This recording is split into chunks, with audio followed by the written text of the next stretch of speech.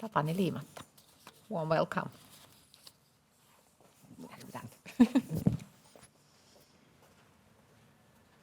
Okay, thank you for the introduction.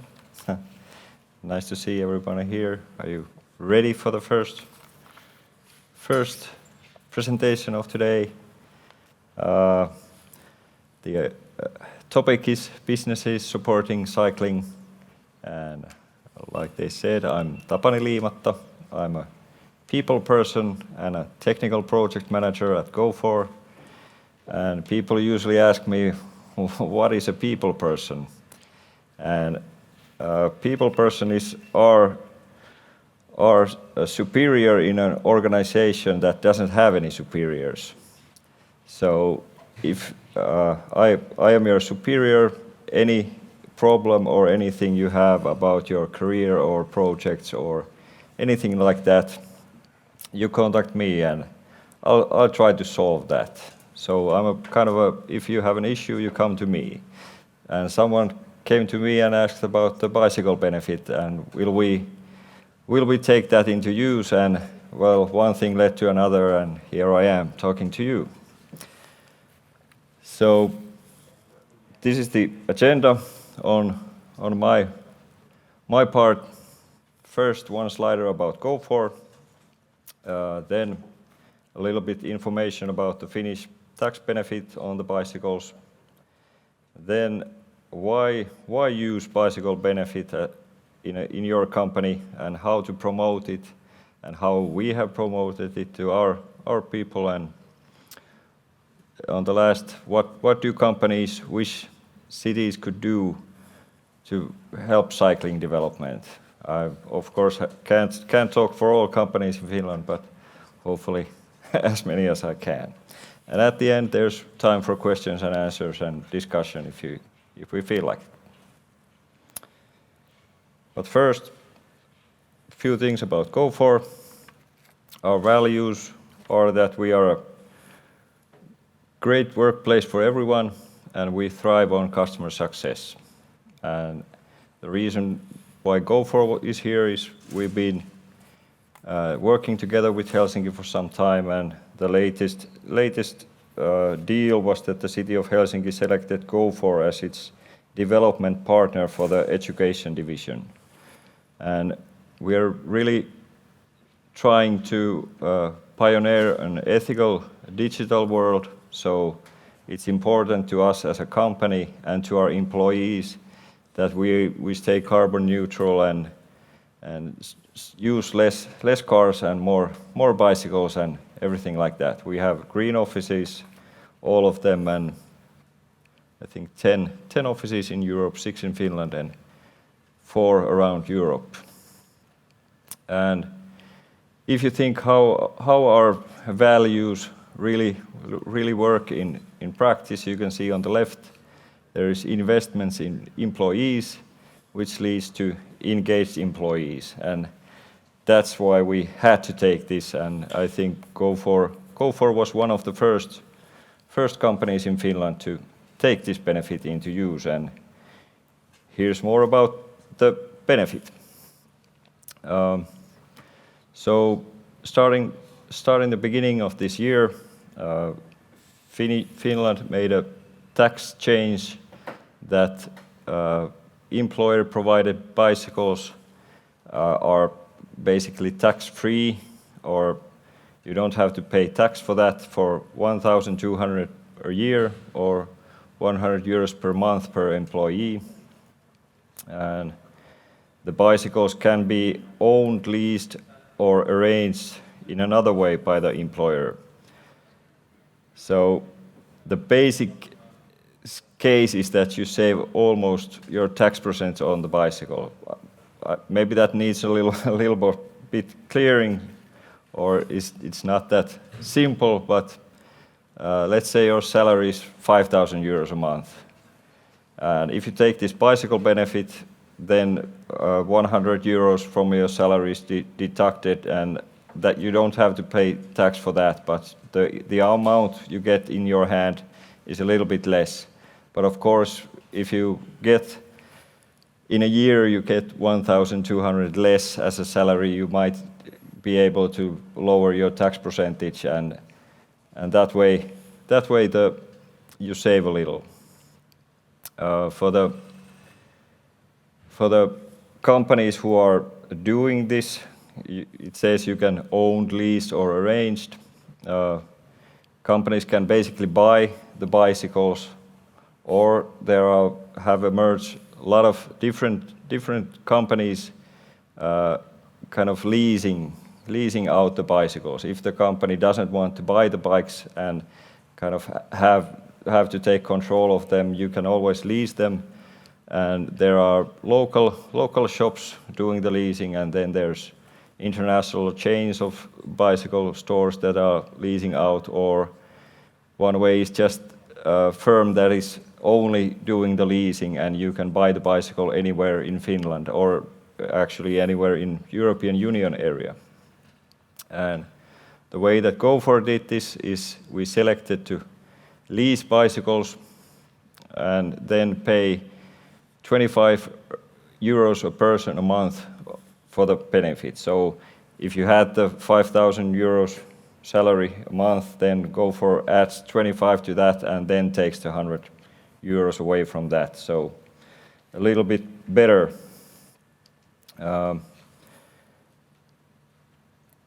And this is kind of how to promote the bicycle benefit. So let's take this kind of scenario that I'm your superior. I ask you to my office, or I don't have an office, but to meet you and tell you you've done such an excellent job. I'd like to give you a salary raise of 25 euros. And I don't know what your salary is, but at least in IT, heated IT companies, that's giving out salary raise of 25 euros, that's really not that much. Or people would say thanks for nothing. But if you look at it another way, so let's have the same discussion. You come into my office or meet me, and I say, we have made arrangements so that you can buy any bicycle you want, and we'll pay half of it. And if you think about that, then the question is, okay, so if I buy a bicycle for 2,000 euros, you'll pay 1,000 for it. Yes. If you buy 3,000 euro bicycle, we'll pay the missing 1,500. And that's a really different feeling if you think about it. You wanted to buy a bike, and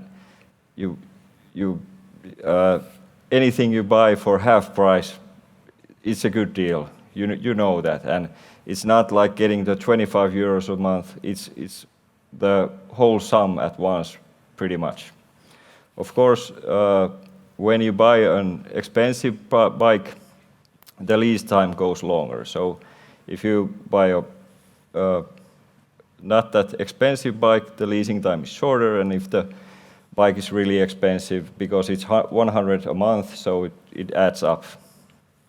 And we also made a deal that when we lease the bike, when the leasing period is over, you can buy the bike to yourself with 1 euro.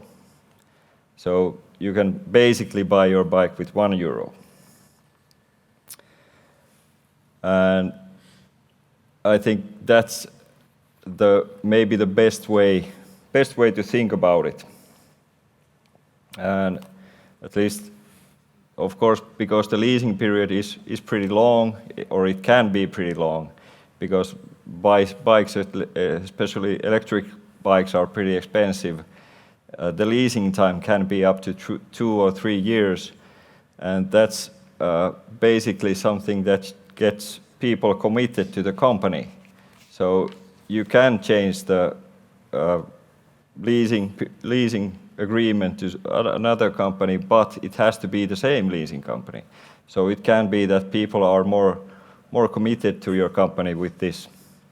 And somebody said that the last generation we had to lease them cars, and this generation we only need to lease them bicycles.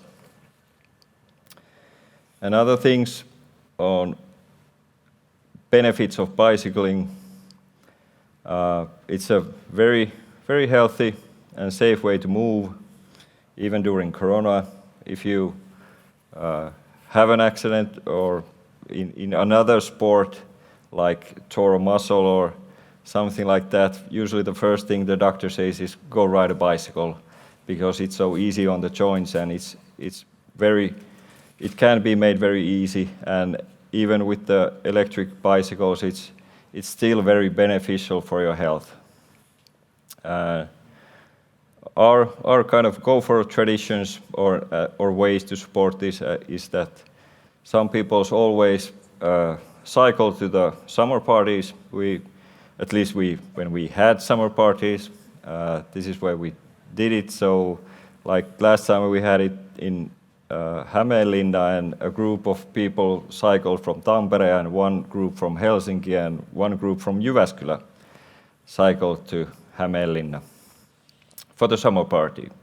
And then we had this Move on the Job campaign, so to encourage people to move while they are working. And I have to admit that I haven't been to the office very much, so I haven't cycled to the work, but I have done this, that when I have a meeting that I know that I don't have to speak or I can only listen, then I can take my bike and take an easy ride. Not full out effort, of course, because then you couldn't hear anything, but an easy ride, and that's always a good thing. We have Slack channels about bicycling and everything, talking about routes and talking about different bicycle parts and everything about bicycles. We have a Strava group. Strava is a solution on the mobile phones that you can, it automatically maps your routes and their speed, and had segments of kind of for competing each other. And by the way, happy to notice that Strava doesn't have any segments inside the city areas, so it doesn't do that. And we also have designers in our organization, and we had fun designing our own cycling outfit that we ordered, and our cyclists have this. You can see this somewhere, maybe in Helsinki too. Then we are participating in Kilometrikisa. That is kind of national competition, free of charge, and any company can join it anywhere in Finland and compete against other companies.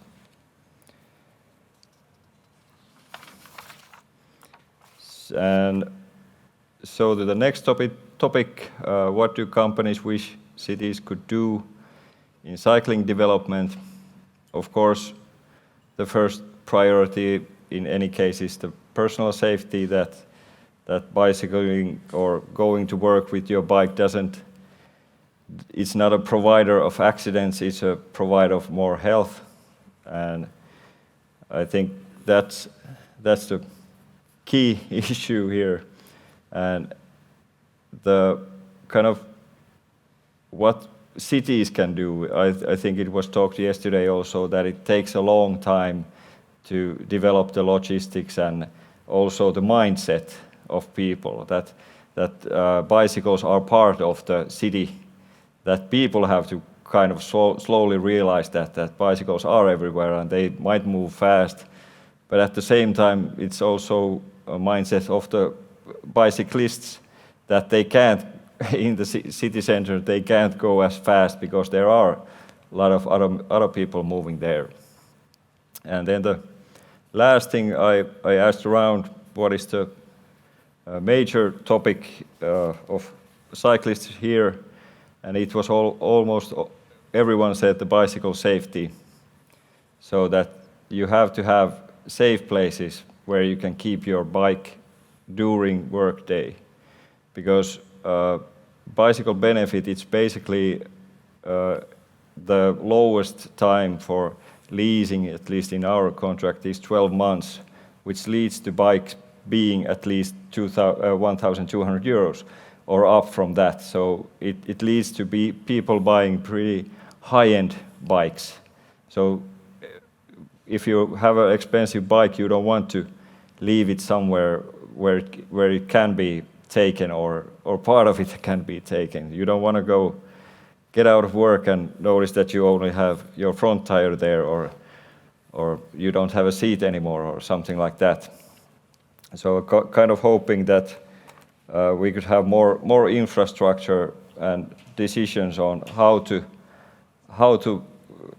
kind of get that going also, that side. So maybe some automated parking places or more places where you have camera and you know that it's safe. I'm pretty sure that almost everyone would be willing to pay for that. I don't know, maybe it's for entrepreneur or something like that, but still you have to kind of allow it to happen from the city perspective, that you can build these parking places for bikes also. And that's pretty much it for me. Questions and answers or discussion? We did pause. Yes. Okay.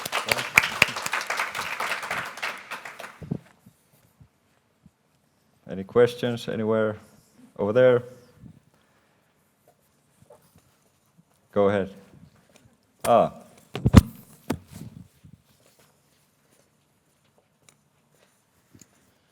Hello, Claus Bundum, CEO of the Danish Cyclist Federation. I'm curious to hear about how you got government to kind of implement these kind of tax schemes.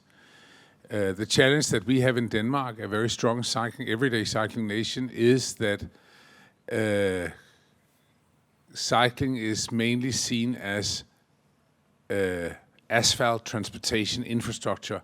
Kind of moving it into working with incentive structures is so difficult to get the political mindset on that. How did that succeed? Is it because it's new to Finland, or how did you do it? Thank you. Well, I'm really not sure how did it really happen, but I knew there was a lot of discussion about what would be the right amount and what would be. It was first talked pretty low prices, and then I think the bicycle community said, well, that won't benefit at all. Okay. So then it came back, and they produced something like 200 euros a month, and then it came kind of back. I don't know if someone has a better answer. No? But to maybe say something more, but I'm really glad that it happened, because in Finland it's really hard to kind of buy anything for the employee without tax precautions. So it's kind of pretty good benefit. Good morning, Matti Tulehemo from the Finnish Cyclist Federation, and thank you for a great presentation. I would just like to comment on Klaus' question. So briefly, the history was there was a trial for another kind of a tax scheme, which failed miserably. It was for the e-bikes, an e-bike subsidy, the same time around when Sweden had just done it. And because of that failure, there was kind of momentum later on to have another type of a tax scheme, and really the reality was that there were elections, and the new government picked up what the advocacy organizations were very quick to push on their agenda. So that's how it went. But if I may, I would like to ask you, because there were some minor misconceptions after this tax scheme had been started, and then I think the tax authority came into the discussions and made it a little bit, muddied the waters. Did that somehow affect you, or did you clear it out pretty well? Thank you. Well, I think the differences were that I think the employee still has to pay for the price, and also the retirement funds came in, and they still get their kind of part from the 100 euros.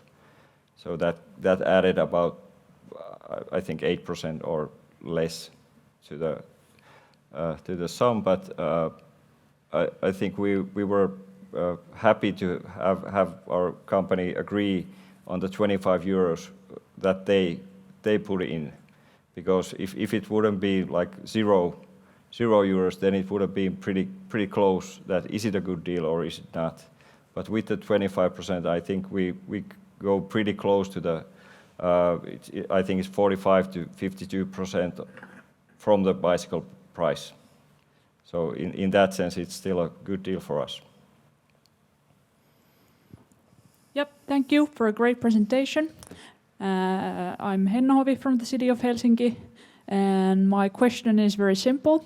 What would you say to a person who says that investing in cycling and promoting cycling is bad for business? Well,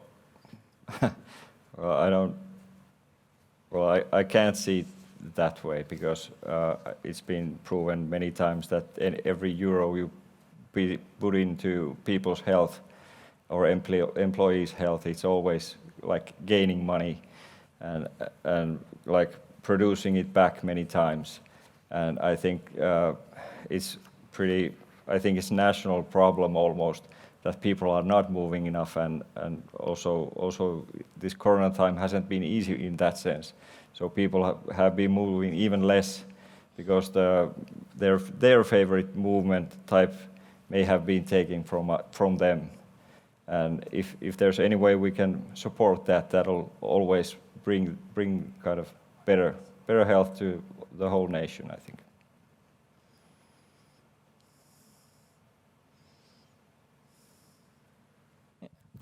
Thank you, Tapani, very much for the interesting presentation.